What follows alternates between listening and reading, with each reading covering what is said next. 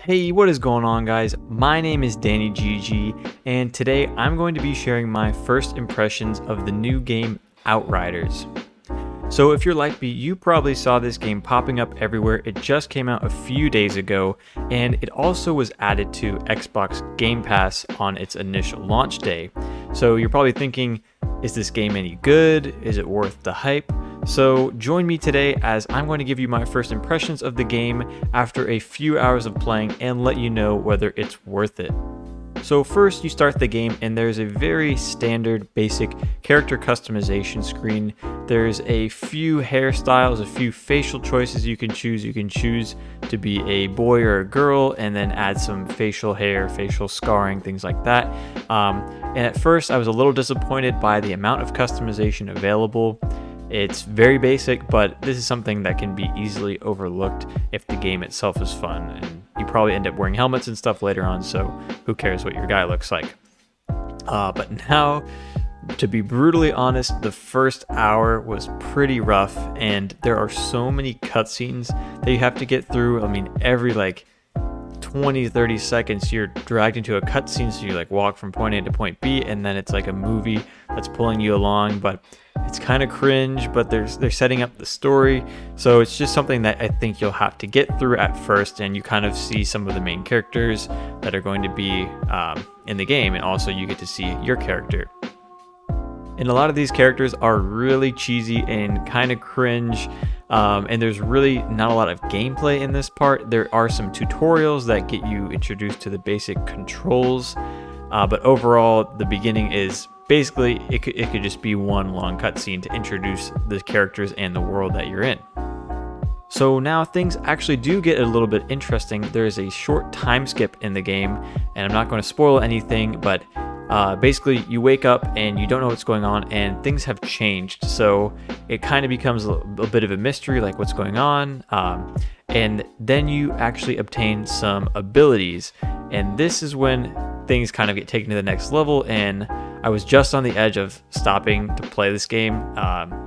It was really starting to lose my interest, but this kind of roped me back in, and I'll show you what I mean here. So looking at the customization menu here, you can see it looks really similar to Destiny, and if you guys have been around on the channel, you know how I feel about Destiny. But looking at some of these other tabs, you can see that there are other abilities that you can unlock, and there are some pretty in-depth skill trees, which actually reminded me more of Borderlands or something like Mass Effect, which is actually pretty awesome, and I think that's something I'm definitely going to want to explore later on. But the overall vibe of the menus does remind me a lot of Destiny, but a little bit simpler, which I appreciate because as a newer player in Destiny, there's so many currencies and tabs and things, and there's just so much shit going on that it's very overwhelming for a new player. But this game didn't feel like that. So the actual gameplay, once you pass that time jump, you actually get to start fighting enemies and playing the game, which is nice. So the gameplay itself is fluid, and there is a dynamic cover system, which I really like to see in a game. And so you can hop between cover and cover, and you can blind fire over barricades and stuff, which is pretty cool. And like I said, you get these abilities. So my character has a slam ability, so you kind of do a ground pound thing and kind of like a melee build, which is pretty cool. But I know there's one that's a long range character. There's one that's kind of a sorcerer character. So I think there's a lot of potential there to have some really unique abilities, especially with all the skill trees. Also, there is a rolling feature, which I really like, and you can reload and roll at the same time, which is pretty cool. But moving on, I think that underneath the first hour or two of kind of boringness, there is actually a pretty solid game here. So let me know what you guys think. Have you guys started playing Outriders, or are you just thinking of getting into it?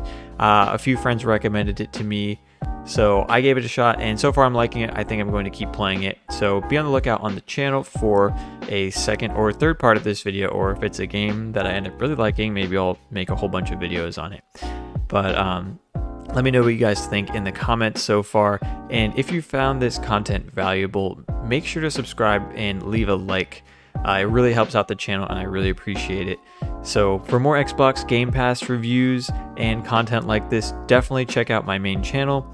And if you guys like this Outriders content, let me know about that too, because I could definitely cover that. So that's all. Thanks for stopping by, and I'll see you guys in the next video.